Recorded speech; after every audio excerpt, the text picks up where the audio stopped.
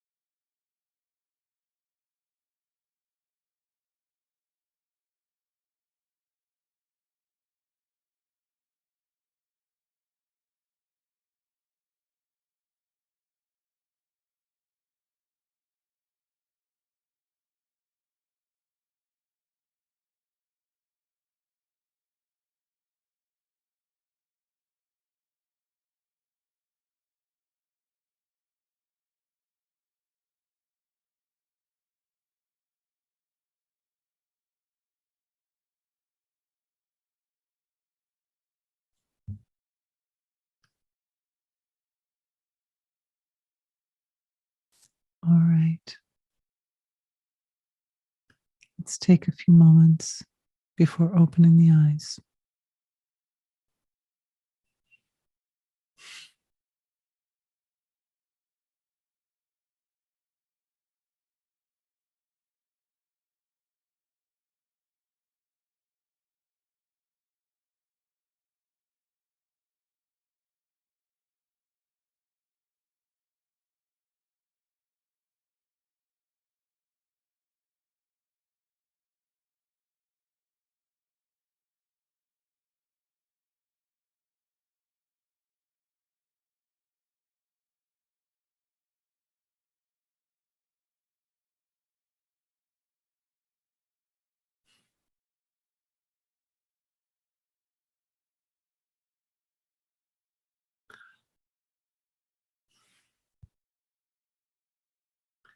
Thank you to the source of creation for being everything. Thank you for being all of us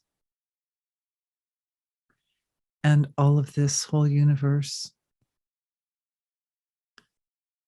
and the precious connection between the unmanifest field of source and its entire field of expression. The unmanifest and the manifest, the bridge. Thank you for our webinar hour, that we may use this time in the most valuable and meaningful way, most powerful and life-supporting way. Thank you to all of you for being with me, for this wonderful opportunity to be the voice of our collective and to provide my perspective on the powerful energy healing that we do together as a group. I really appreciate the opportunity to be in this position. It's always a wonderful ride for me. And I always feel so delighted to be in your presence. So thank you for being here. And let's dive into today's topic. Today's topic is a perspective on good and evil. And then there's a subtitle of an energy healing webinar this weekend. So good and evil. Now I make these titles probably 2 or 3 months out. Like the next title I'll be working on will be October, November webinars. So I don't know what's going to happen in the collective consciousness at the time that the webinar actually occurs. But ironically and interestingly, it's been a very interesting time when this webinar is coming up, where points related to good and evil happen to be sort of lively and considered in the collective consciousness at this time. It's just very interesting. Like I couldn't have, I usually get downloads for a couple of weeks before the webinar. And, this time it just happened that there was a very important movie that came out in America. Anyway, I think it's in Europe as well. I'm not sure. Do you know, Tom? No, we don't know. Anyway, a very important movie that's not a documentary directly, but more like a reenactment of actual events that have occurred. So kind of following the life of a real life today, living on this earth today hero. And, when I was thinking about this session, I realized that essentially that's where we want to go with today's healing, is not so much to dig down into the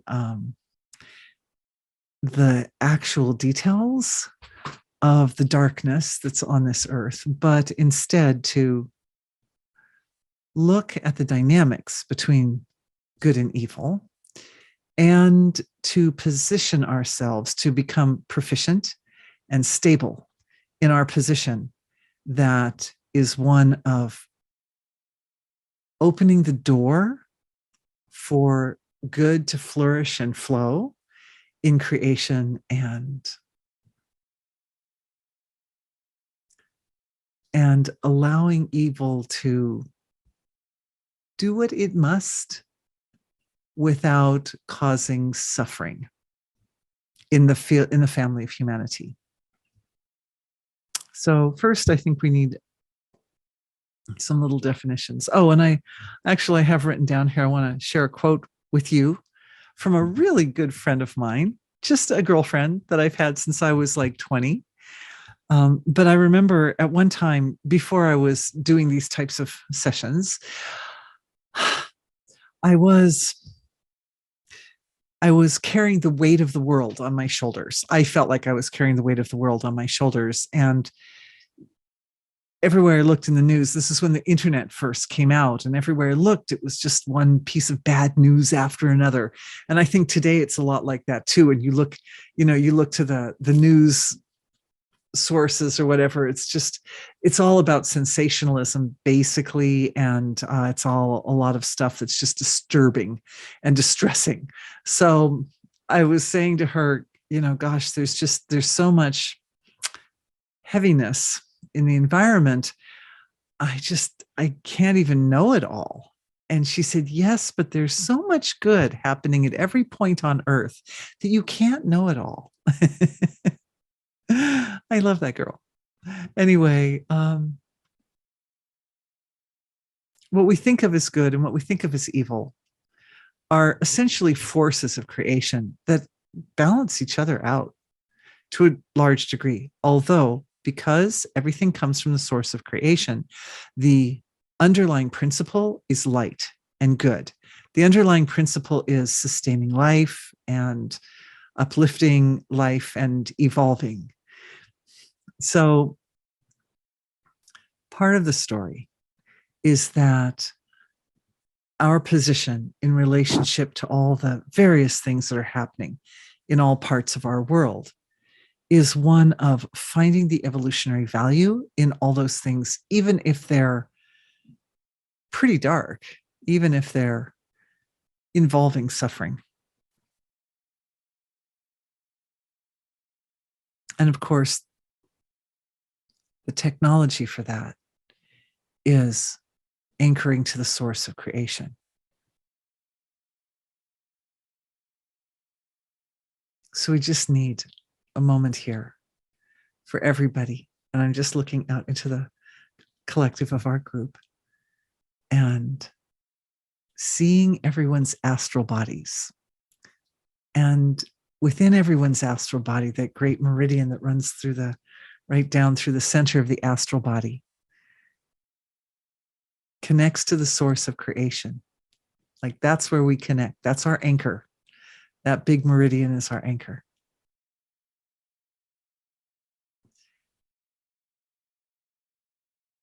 And just like the color pink, wherever it shows up, it has a special energy signature all of its own. It's got a quality that we can recognize all of its own.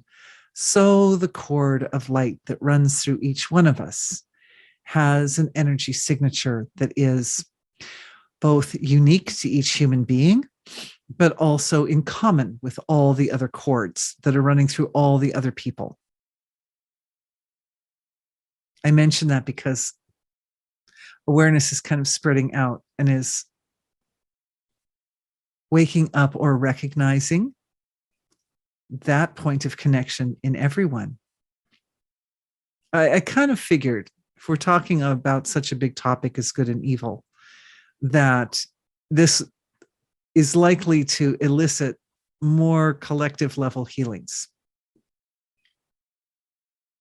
But just finding that cord within the entire family of humanity. And one of the little truths that gets revealed as we look at that cord of light that runs through each one of us is how ultimately people are inherently good. Coming to Earth and taking a human physiology means taking a structure or form, like residing within a form that by its nature is inherently good. And I know we can point fingers at people here, there, and everywhere who are not good, who are naughty people in various ways. But the point is that baked into the nature of the human psyche and the human character is a kind of special goodness.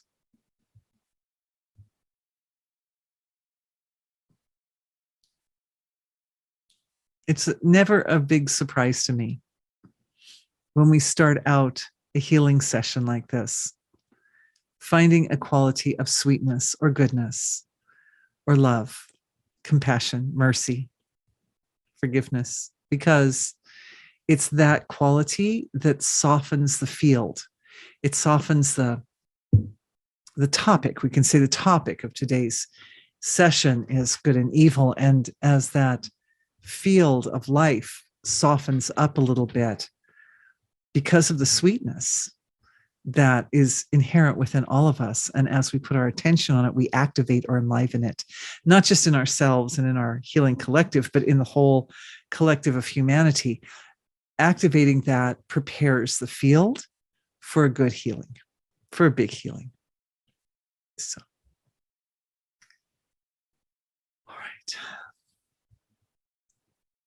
So we're just allowing that softness or that sweetness of unconditional love to be present within us, to be present in the court of light, and to inform the Schumann resonance that goes around the earth, so that you could say essentially as if it rains down, as if it rains upon all the people and all the beings and all parts of the earth to be blessed.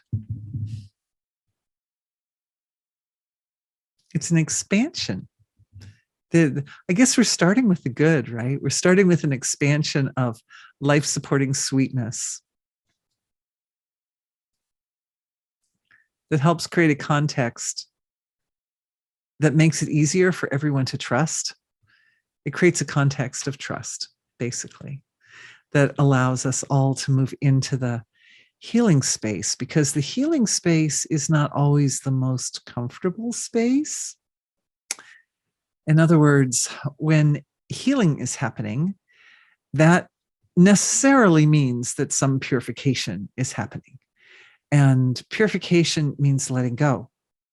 It means releasing something, even if it's been something that hasn't been life-supporting or hasn't been useful.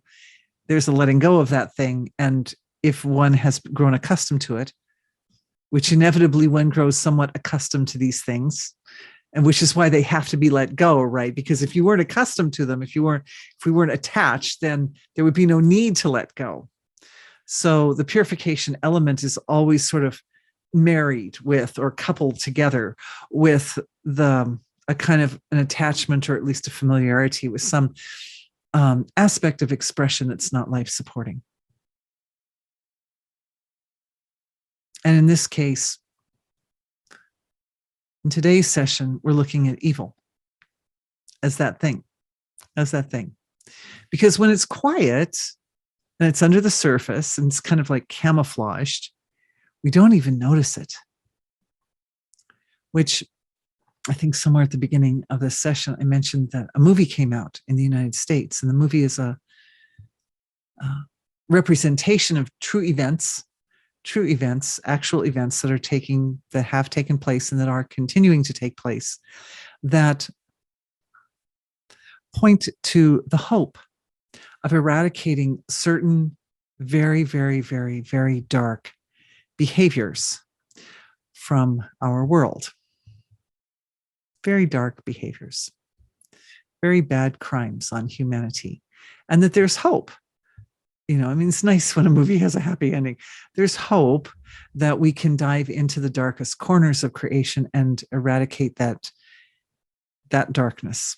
And the thing about a movie like that, or, we won't see the mainstream media probably reporting on it much, but is that it's easy to not look. It's easier to not look at the darkness. But when a movie is presented from the level of light, when it's given from a heart full of love and full of light, then it's that sweetness or love that we've been cultivating from the beginning of our session today that makes it feel safe to look at the darkness. It's like a little child who on their own feels vulnerable, but when they're sitting on the lap of mother or they're being held in the arms of their big, strong daddy, then they feel strong and they can look at that thing. Like my granddaughter, she's afraid of the vacuum cleaner, right? She's really little. So she and I were, last time we were there, we were looking at the vacuum cleaner. It was not turned on at the time. And I said, oh, there's Rosie, the vacuum cleaner. And she looked at me like, is she going to turn on she doesn't talk yet. I'm like, no, we're not going to turn her on. She looks like, oh, thank goodness. Because that thing just scares me when it's running around the house, you know? It's one of those vacuum cleaners that goes by itself, you know? It's like, oh, it's so scary. But the thing is that in the arms of mama or dad, the vacuum cleaner, not so scary because you're up above it, right? The vacuum cleaner's down there on the floor and it's not so scary. And so what we do in energy healing is, and this is for all of you, no matter what the concern is, no matter what the area that needs to heal, is we create a safe space. We create a space with the softness of our connection to unconditional love. Unconditional love is a thing. It's unconditional love is born of the dynamics of the laws of nature that work together at a very deep, very abstract level of our being.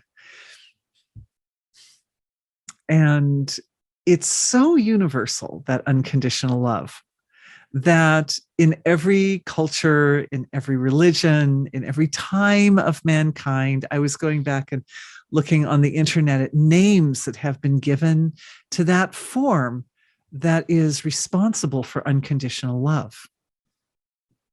Mother Mary, Kuan Yin, Guan Yin, Pangaya is another name.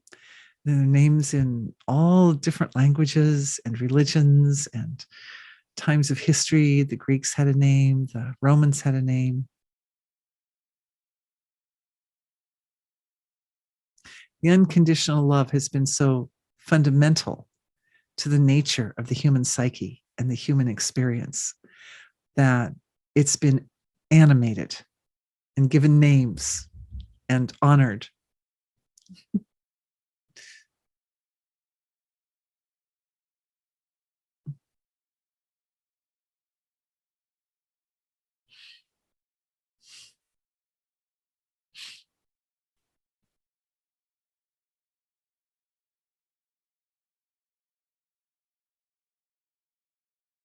When I'm with you, just saying it, just mentioning it, it's like it wakes it up. That value of unconditional love comes into our healing collective and lives like a presence among us. And really, really, we find ourselves in it. This is how the honoring of that form allows it to evolve, because everything in creation evolves, and every part of our bodies and our collective system and our cosmic body evolves. And not every part evolves like in equal portions at any given time. Like one part can be evolving a lot, while another part is just more resting or even devolving, right? But that aspect, that feminine, it's a very feminine aspect of creation, right? It's got all the feminine names. Our Lady of Guadalupe and all the different names, all the different forms.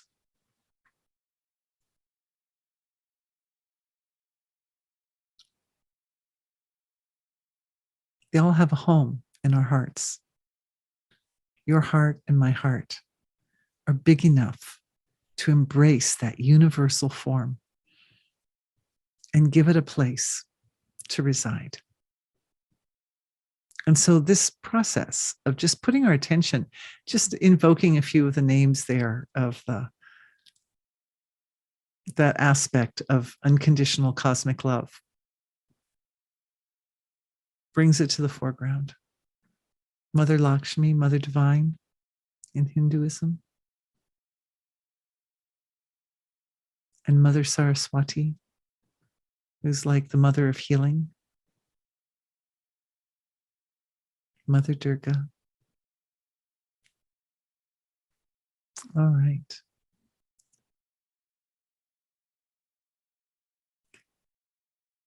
The marriage of the individual sense of self with this intimate feeling, this feeling so intimate that we each experience it deep, deep within ourselves. And we know everybody else here is experiencing it too. It's very powerful. It's very vital. And I'm just kind of making a little appeal there to the mother of creation, to the mother of unconditional love.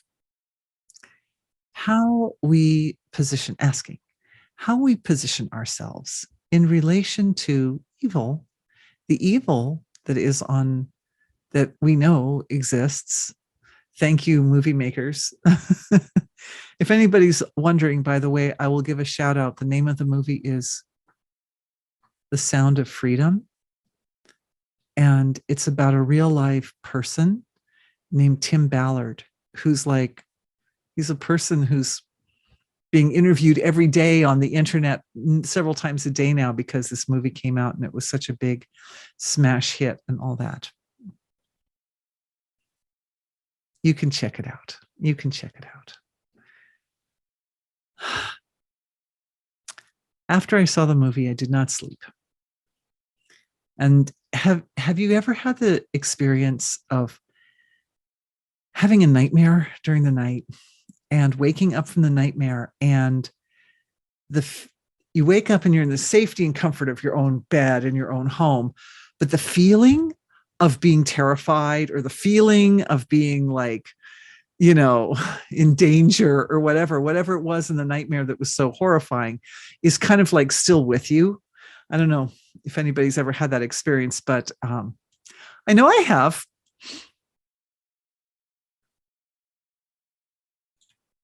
And well, I had this experience after watching that movie on Monday night.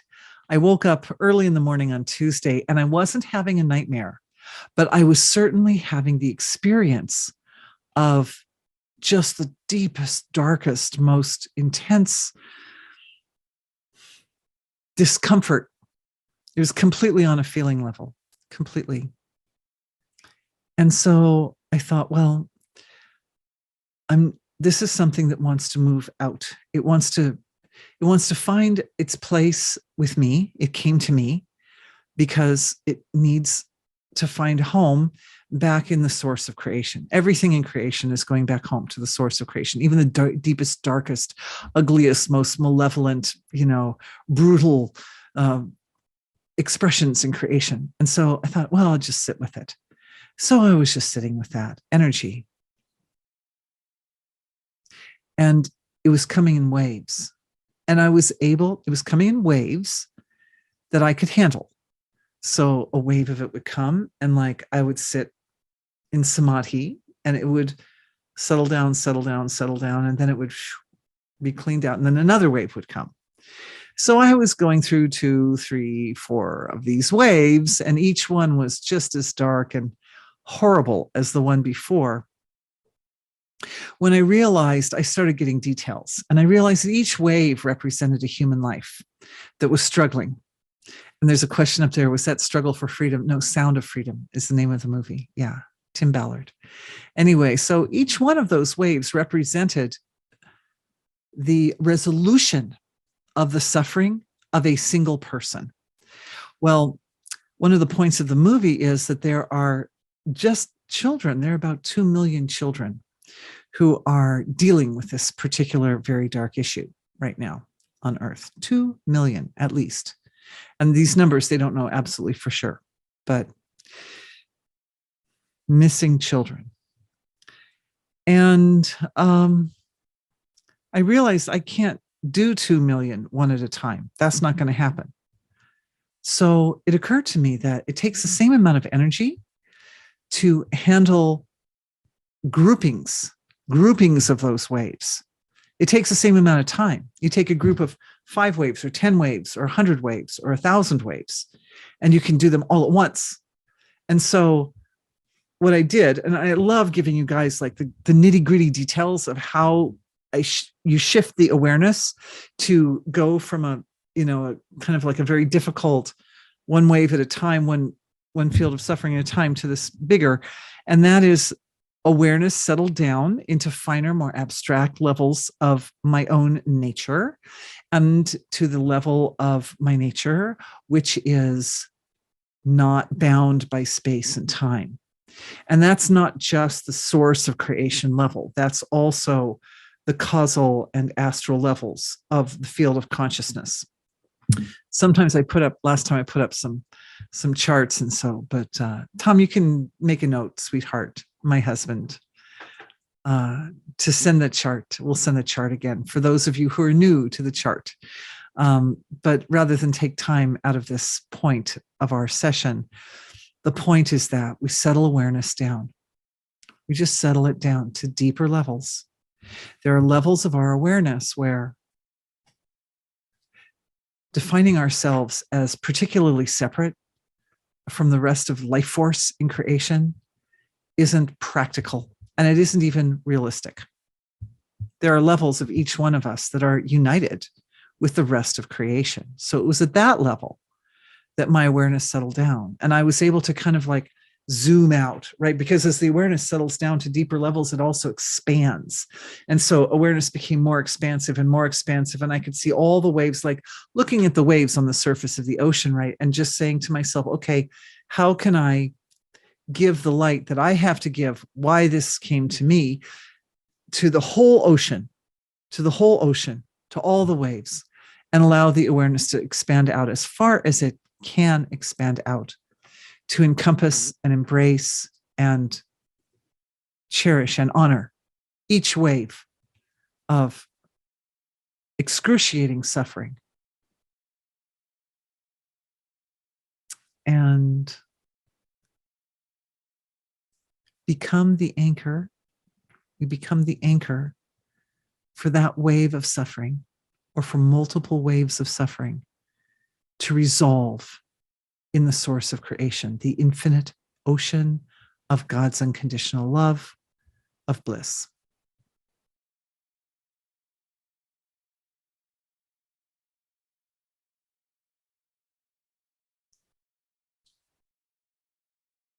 Levels of expression.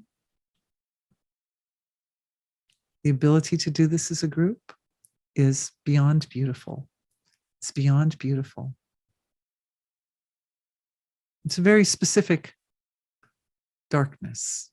Some darknesses are darker than others.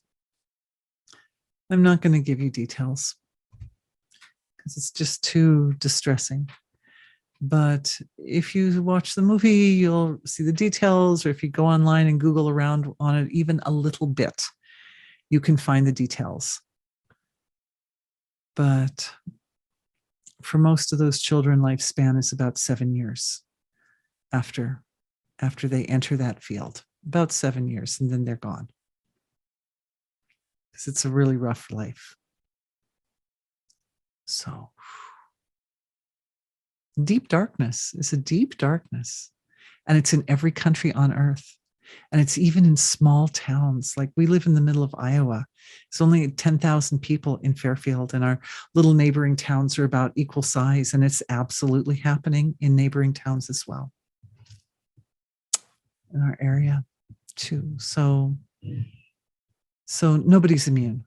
Nobody's immune. It's the thing is that as individuals, each one of us knows our limits regarding how much we can actually tolerate of darkness, because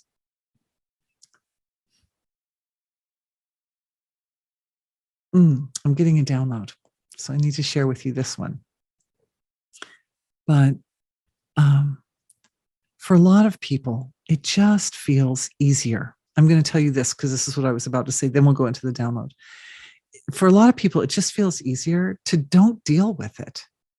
if there's some kind of massive suffering that's affecting millions of people on Earth, I mentioned 2 million people, I think in the US, 2 million children. And then if you add adults and then you add the whole Earth population, I heard different numbers thrown out over the last week, but I think it's like 28 million, between 28 and 60 million people altogether are suffering in this particularly terrible way on Earth and worldwide.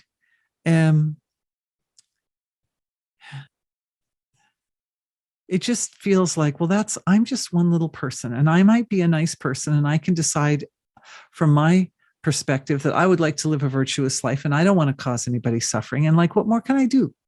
What more can I do? The answer is that the darkness that grips a life of tremendous suffering wants to find its way back home, because that darkness doesn't have a comfortable existence in this world. Oh, I was going to say, yeah. So for a lot of people, it's just like, well, I just don't want to deal with it. I'm not going there. I'm not going to, somebody else can handle that. I've got happier things to focus on. Those of us who live in the abundance of the United States, right? We have happier things to focus on. But the fact is that as long as the suffering exists, whether you choose to focus on it or not, the frequency of it, like the darker energies are like a lower frequency, right? Are still just, they're going to be around. They're going to be in the environment and they're going to impact us, whether you choose to focus on it or not. So if one is willing to focus, then one becomes well positioned to create resolution. And the resolution does not have to be physically going, because we're doing energy healing here, right? It doesn't mean you can donate money to good causes, or you can go out and volunteer your time. There are lots of good ways a person can get out and kind of get their boots on the ground and so forth. But what we're doing is moving the field. We're working the field of consciousness, especially because we're working this together as a collective. And as we work the field, what we're doing is we're laying a foundation for anybody who donates money, anybody who gets out there and volunteers to have better success. And I'll tell you the stories these guys tell, because it was one thing to watch the movie because that's like a reenactment, but go in and listening to the interviews. Oh my goodness. It's like the hand of God is present in their work all the time. In fact, they can't do what they need to do without depending upon miracles. They depend upon miracles. So what we're doing in energy healing is we're working with the field of consciousness, with the actual underlying foundation behind those miracles. And we're digging into the mechanics of how miracles are made. And it's not that like we're usurping the power of God, or we're trying to put ourselves above God. No, not at all. Not at all. It's more a matter of loving the divine so much that we would take the time and be willing to settle awareness down into that very, very deep level of consciousness and examine the mechanics. Have the courage to look at the darkness, and then have the courage to examine the mechanics by which the darkness is eradicated, and then add our light as little individuals. We add our little teeny flashlight to the sun of God's love, of God's unconditional love, to whatever degree we can be a support to that. And honestly, just witnessing the process itself alone, witnessing the process alone is a huge gift. It's a huge gift, because anybody can reach into their pocketbook and give something, but not everybody is in a position, especially, again, if the nervous system is a little delicate. A lot of people have habituated themselves to don't look. Just don't bother with it, That's a non-issue. Oh, can I quote a presidential candidate? That's not my problem. Sorry, that became a meme today. New meme on the internet. That's not my problem. Yeah. So that's not my problem is one way of dealing with problems, but that's a non-dealing with problems way of dealing with problems. But this energy healing way of dealing with problems is very subtle, but it's also very, very powerful because it's actually shifting the energetic field in which the problem exists. And that type of subtle shift that occurs when we focus our attention with the right combination of energy frequencies, you could say, or you could say aligning with or activating specific laws of nature, right? Because whatever law of nature we put our attention on, we wake that law of nature up, we nourish it, we love it up, right? We love it up with our awareness. And as we do that, it starts to dominate in the field of expression. And we know that at any given moment, only some laws of nature are really dominating in the material field of expression. In the subtle, abstract, and the source of creation, all the laws of nature are present in their full 100%. But as awareness goes down deeper, deeper, deeper, you can find all the laws of nature are down there, right? You get into the source of creation, it's like, oh, all the laws of nature are here. And then as we come up to the subtle level, we can go, well, let's see if we can, I want to put my attention on this law, like putting the attention on the Mother of Mercy, right? Putting the attention on Mother Divine. Oh, a girlfriend of mine sent me this most beautiful little drawing. Tom, can you make a note? We'll send the drawing. It's a drawing that was saved from the concentration camps during World War II that a woman had drawn. And it's just so beautiful. And it shows her sitting next to the fence of the concentration camp in prayer. And it shows on the other side of the fence, the face of the Mother of Compassion. Big, like big godly. Oh, it's just the most lovely thing. And you realize, yeah, people were suffering a lot in those concentration camps, but suffering and dying. But that vision, and that was her vision, that was her experience, right? Whether she survived that, ultimately, the camp or not, there was a time when she was alive, and that was her experience. That Mother of Compassion is accessible at the worst of moments. So, and of course, familiarizing ourselves with that particular energy frequency is useful for any healing at any time that you might do for yourself or for others, obviously.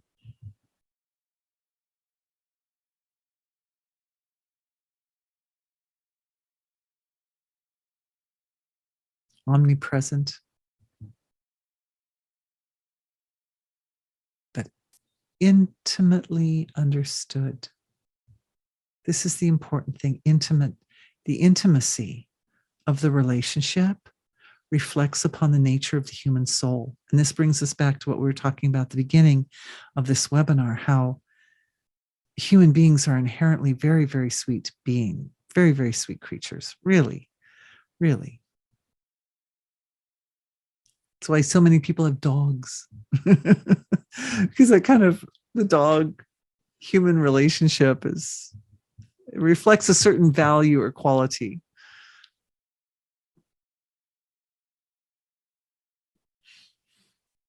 All right. The download. Okay. So this is for all the folks out there who are bothered by entities.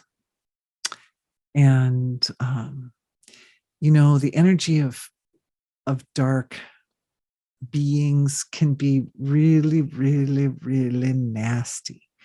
My heart just goes out. It really extends to people who contact me because they feel that there's something that is not physical that's imposing itself upon them in their internal world. And it's rough, it's really, really, for some people, it's just such a horribly rough, tortured existence having that kind of energy there. So it's another level of really, really dark, malevolent energy, right?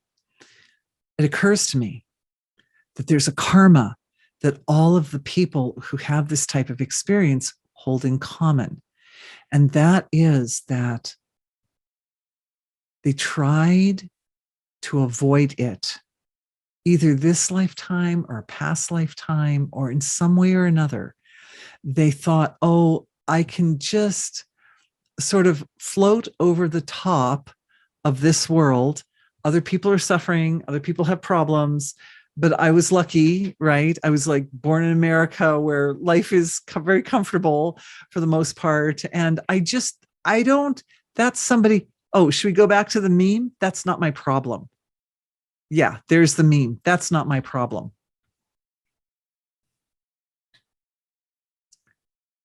Well, what happens is there comes a point where evolution can't move forward, where the growth of the soul and the growth of the heart can't move forward until one actually cultivates the skill, cultivates the ability to see what is in creation that's not very nice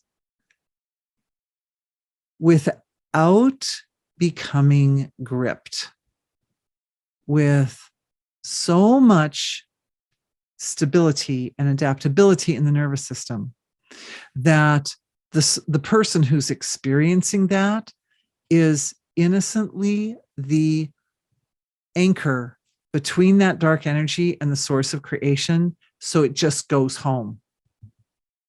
It just goes home.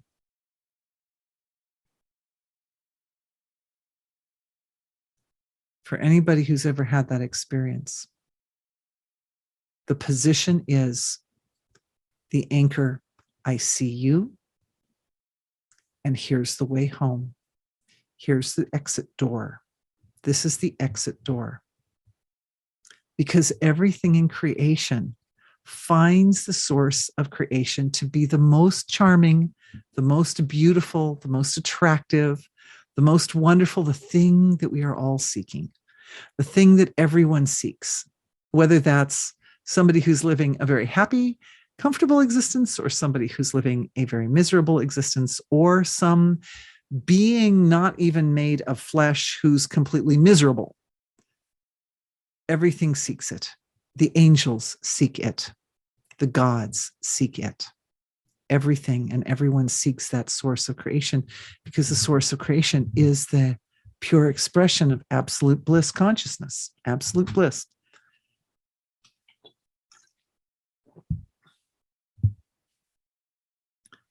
So it's it's a process. The download was, I suddenly saw in common for all those dear folks who have reached out to me, who struggle with dark entities in their world and in their life. And that includes, okay, guys, that includes like people who are suffering from addictions, right? Any kind of addiction is also an energy like that, but more kind of superficial, more on the surface, like obvious, right? Like a sugar addiction or something, you know. It's like you can point a finger and go, well, that's what I'm addicted to, and that's my problem. That's my problem, is that I respond to the sugar by becoming gripped or attached to it, to the sensation, or the way the flavor of the sugar activates my dopaminergic system, right? And so the principle is still the same. The principle is still the same. The impulse comes up to engage in that addiction, and then one becomes the anchor that allows that impulse to find its way back to the home of absolute fulfillment. The source of creation is, the experience of the source of creation is pure fulfillment. No matter how difficult the moment is, no matter how much difficulty you may be experiencing in the moment, that difficulty can be, the difficulty of it, the discomfort of it can be transcended by bringing awareness back to the source of creation.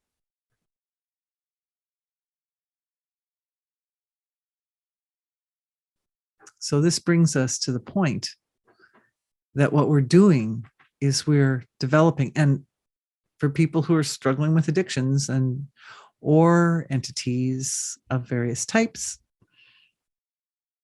how to cultivate the nervous system in such a way that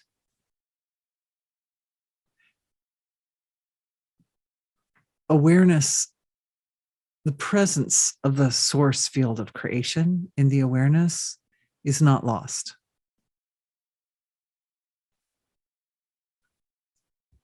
It can be a gradual process if the addiction has to do with drugs or anything that damages the nervous system. However, even a nervous system that is damaged can find its way, can be a vehicle for awareness to directly experience the source of creation. Even if just for a fraction of a second, it's still possible. It's always possible, because the source of creation, like that unconditional love, is baked into every particle of creation. There's no part of our reality that isn't full with that. It's just a matter of how much we actually recognize it. That's all. Okay, my sweethearts, my dear ones. I'd like to look at some questions. I made a bunch. Sometimes I don't make any notes at all, but for this one, I made a bunch of notes because there was so much going on with it. It's such a really big topic. But I think I'd like to go with some questions because I see questions coming in here, and I've got questions over here, and I've got one fabulous, sweet woman. I think I'll save her question for tomorrow because she's in Europe, but she asked me a question like 2 webinars ago. Oh, could you address this? And like, this is the webinar that's perfect. And so we'll look at that tomorrow probably. And that's a lady who asked about the role of big, powerful corporations in our world. So yeah, that's very interesting. And some of them are really, really malevolent, and some of them are really, really beneficent. So it should be very interesting to do that. Okay, let's look at these questions. I think somewhere inside myself, I'm holding the belief that I'm evil and responsible for bad things that happen to people I interact with. I've tried working with this belief, and it's surfaced through life events, but some moments from my past feel sticky, and I can't seem to get past them. Could we address this if it's useful for others too? It is absolutely useful for others. So the reality is that at the surface of life, occupying our human physical bodies, we exercise everyone to the best of their ability. If they have a soul, which we all do, we exercise virtue, right? You exercise ethical behavior, morally sound behaviors. Everyone tries their best to be like sensitive to other people's needs and to fit in and to not step on people's toes and. We all do that. But as awareness settles down to those deeper and deeper layers of creation, all the laws of nature become more and more lively. They become more accessible. And they're laws. For every law of nature that something is going to be very life-supporting and expanding, there's another law of nature that says something's going to be non-life-supporting and expanding. And there's another law of nature that says something's going to be life-supporting but contracting. And another law of nature that says something's going to be non-life-supporting but contracting. Do you see what I'm saying? Like they're opposites, like they're laws of nature that cancel each other out. And so this is all within all of us. All of us, as our awareness settles down, it expands. And as it expands, it starts to embrace this field of natural law. And these laws of nature, unlike the unconditional love, right, which is there to nurture every one of us, the laws of nature aren't always there to nurture. They're present to promote transformation for the most part. And transformation is essentially evolutionary. Like all transformations, just like all beings in creation are finding their way back home to the source, but all transformations are ultimately leading life on to a higher level of expression, even if that means a star going supernova, right? And you think, oh, big destruction. The star goes and it kills all the planets that were around it, and it's a big kaboom and all that. But, we all know that supernovas result in these great nebulas. And am I correct about this? My husband knows more about cosmology than I do, but as I understand it, once a star explodes out, it creates a big field of dust and material around what was once the star. Pardon? Thank you. Heavy elements. And then that becomes the perfect context for the birth of new stars. So like a flower that's full of little seeds on its inside, and it opens up, and then the petals fall off, and all you've got are all the little seeds, and they start going all over the place. So, there are laws of destruction, there are contraction and laws of expansion and so forth. But the point is that at that very deep level, just as we find ourselves intimately connected to and associated with the mother of compassion, the mother of the universe, so the darkness that we run into, that we bump into at those really deep levels of consciousness, also can feel very intimate. Remember, I was saying about sometimes you can have like a nightmare, like a rough dream, and you wake up from the dream and you're still feeling kind of like intense from the dream. And I remember one time I was having a nightmare. It was a very intense nightmare. And I think I've talked about this one before, maybe on other occasions from other angles, but I never told anybody what the dream was that I was having. But I dreamed that I was in a subway where there had been a terrible accident and many, many people had died. And I was there, and my job was to find the people that were dead and put them in bags. And so I was in body bags. And so I was doing that. And it was a very intense experience. And then I found that the bodies that I was putting in the bags were my own body. They looked like my body. It was like I was putting myself. And so it was a very crazy, intense dream. But anyway, the darkness, I woke up and I was just like, oh, oof, intense, right? But some darknesses, some imbalances in the body. What I learned from that lesson, I learned some beautiful, beautiful spiritual lessons from that particular night's dream. But one of the lessons that I learned was that some stresses sit in isolated parts of the body, and some stresses sit systemically in the body.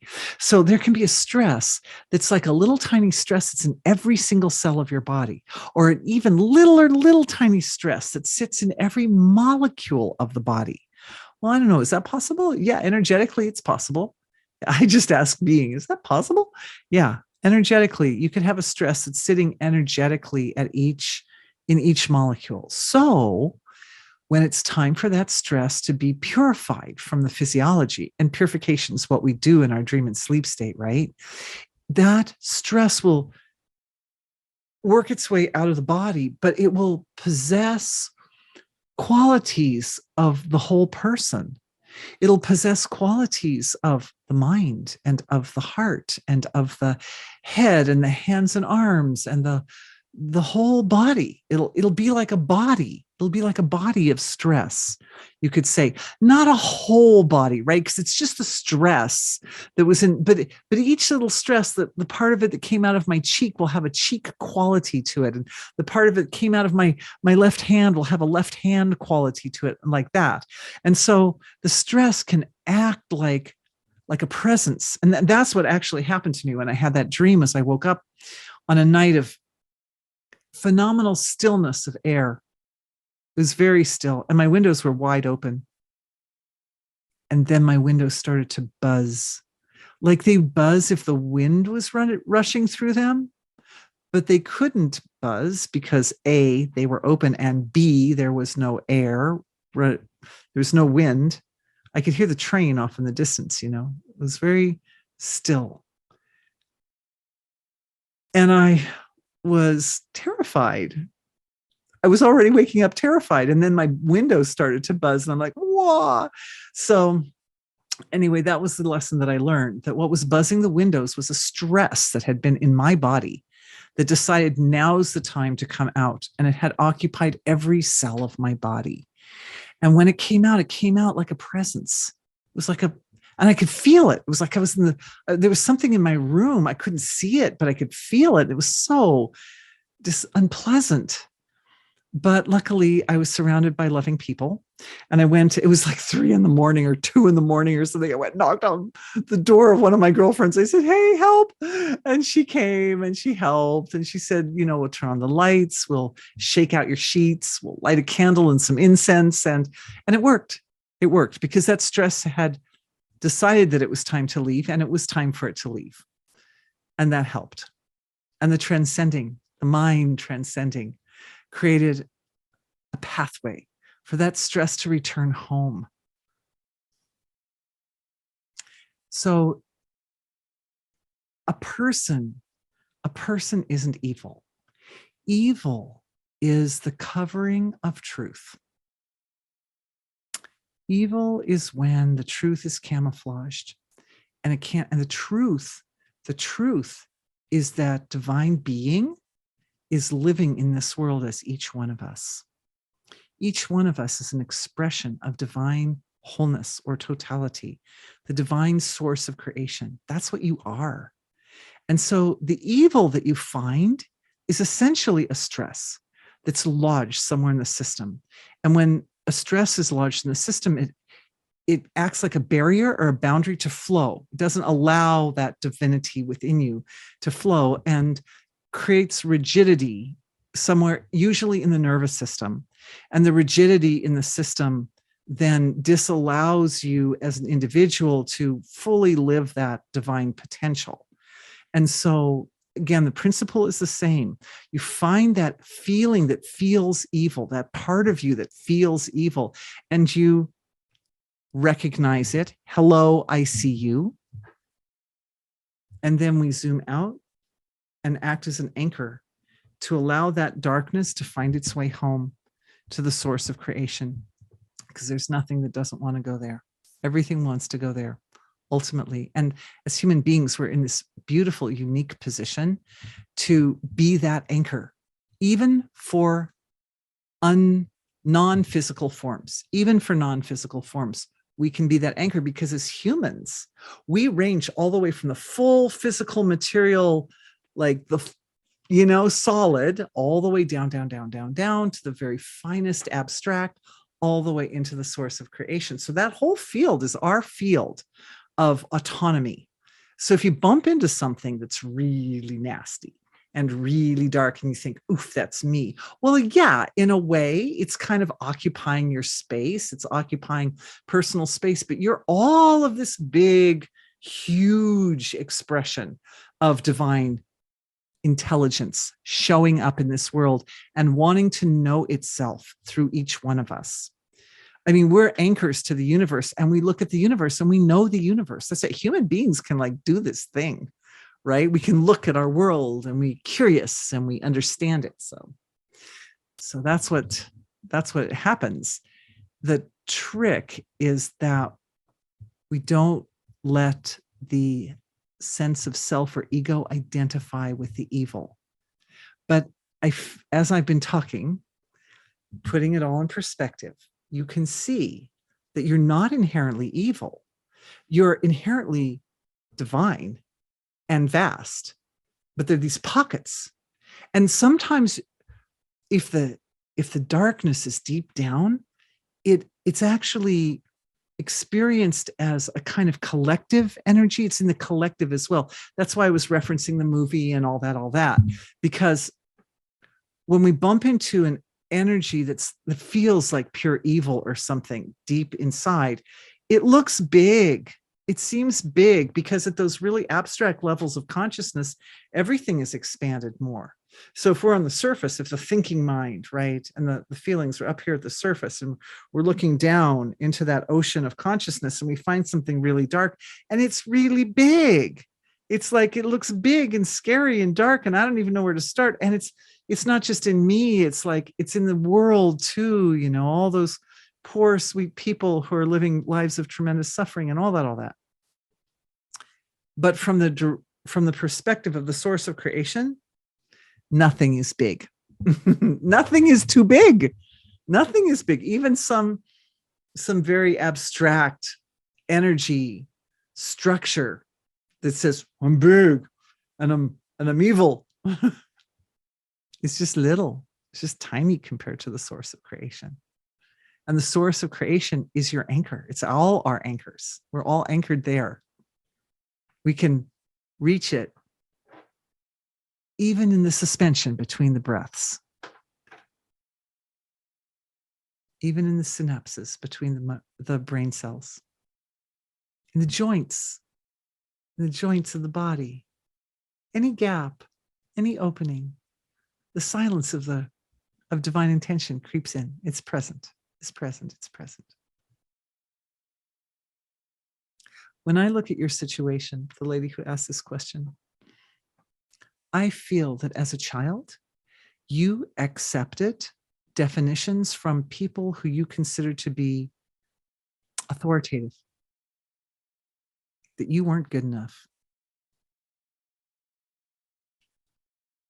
You accepted, you bought into definitions laid out by others, most likely offered to you in order to keep you in line.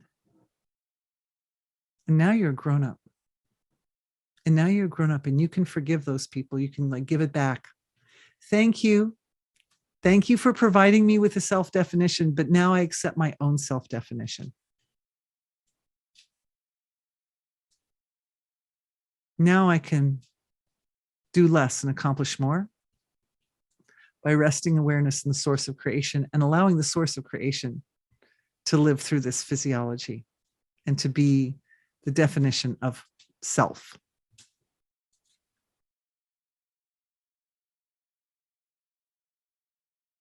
It's going to be better. It's a change of heart. It's a change of self-definition. Sometimes in the short run, it feels like it's easier just to say, well, I'm just terrible. Next. It's harder. It's harder to take responsibility for all the good in creation. And you can look back. I mean, we tell ourselves lots of stories, right? Those are habits, clearing those habits to all those little threads that are in the astral field that kind of connect to and keep that narrative going. But all those little stories, they're just stories. And in all those stories, there are other explanations as well. Simply falling back to the explanation of, well, I'm evil and therefore that happened. Yeah. There are lots of reasons why things happen. And it doesn't all entirely center around us. There's lots of, as individuals, right? There are lots of factors at play in every situation that arises.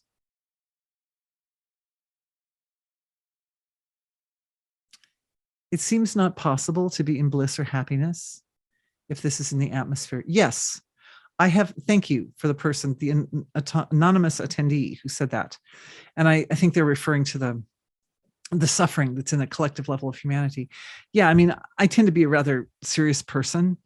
And this is what, probably the main thing I've been struggling with this whole week is I'm because of, my awareness doesn't mind going and diving into those dark pockets.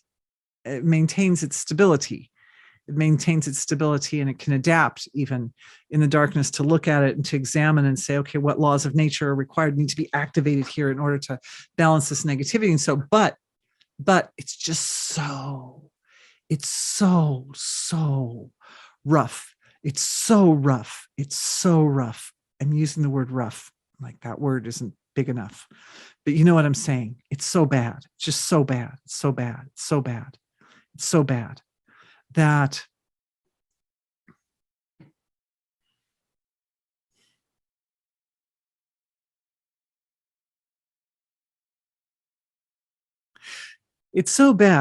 that the light has to be self-generated.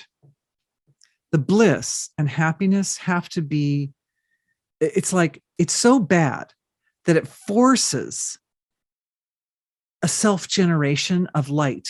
It forces us all to create and produce a quality of light within ourselves that is like nothing we've ever created before,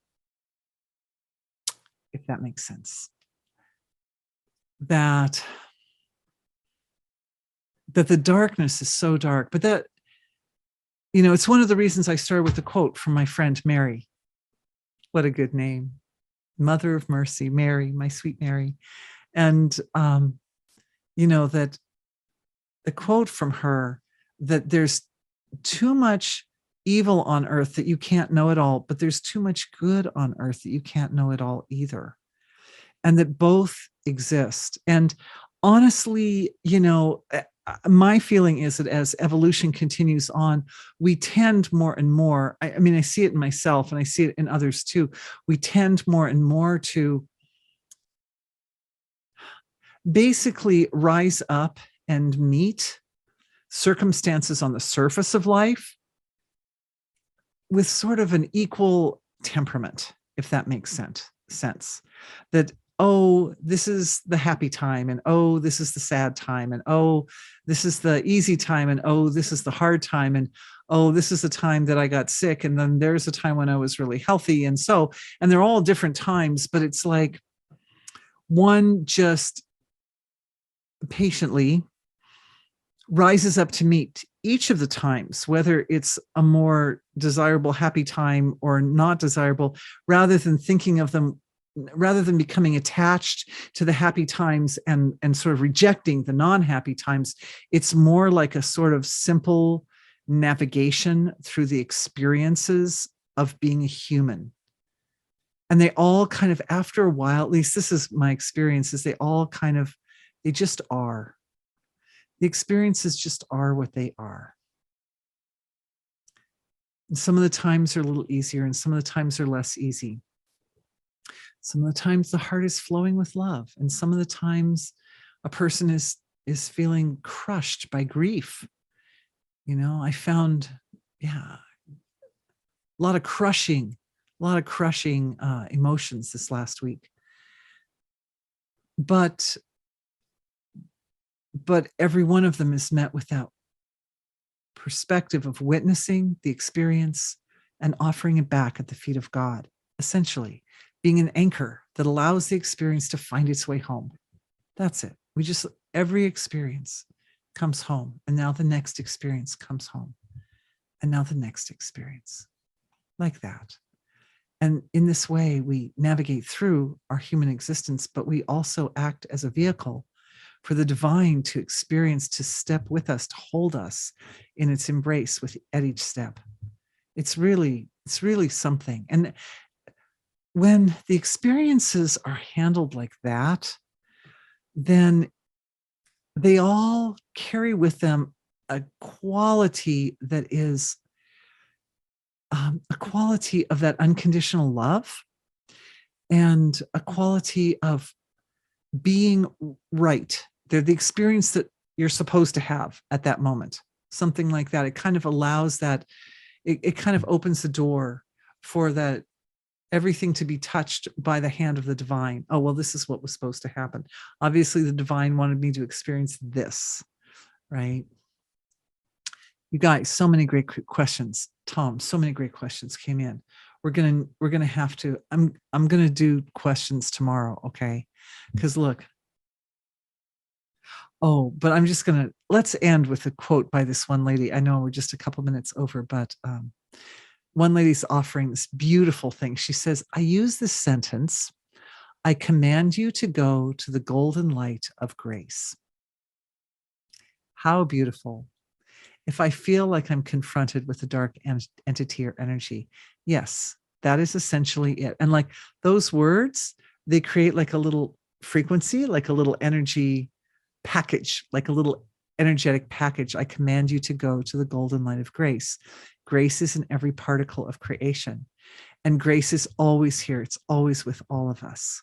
So, and the I command is a statement that comes from that sort of level of stable and established in wholeness, right? Just like I'm, you know, the one decides. And it's true, there is always a level of choice.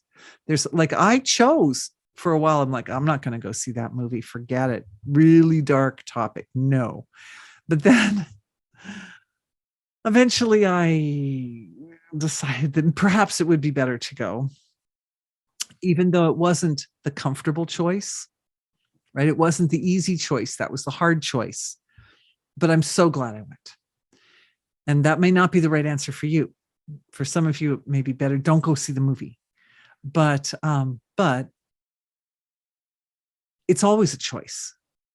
And when I went, I knew that I was signing up to look into the energetic form of that darkness that's bigger than any darkness or any evil I've ever looked at before. And so I knew that that was part of the package. And it was a choice. It was a choice. So the I command you to go to the light, to the golden light of grace, also is like an offering from a level of choice. It's like when you say I command, you're saying like, I am not choosing to be gripped by you. I am at a higher level. I'm placing my awareness at a very high level of energy frequency and wholeness. And I'm not going to be gripped. I'm not going to be overshadowed. It's beautiful. Thank you for that. Thank you for offering that. And for everybody else who's here and has comments. And so, yes, I will touch on those tomorrow. And I really do. I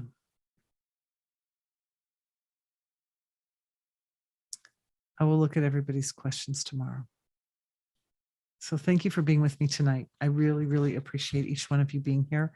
And we're going to have a great time and do a lot more really powerful healing for evil on earth and good and evil, and do healing for good too, like bless the good and bless it all, bless it all. Thank you for being with me, everybody. It's been delightful. See you soon. For those who will be here tomorrow, and for those who won't, we will send recordings to everyone. So you can join us virtually if you can't be here tomorrow in person. Thank you so much. See you soon. Bye-bye.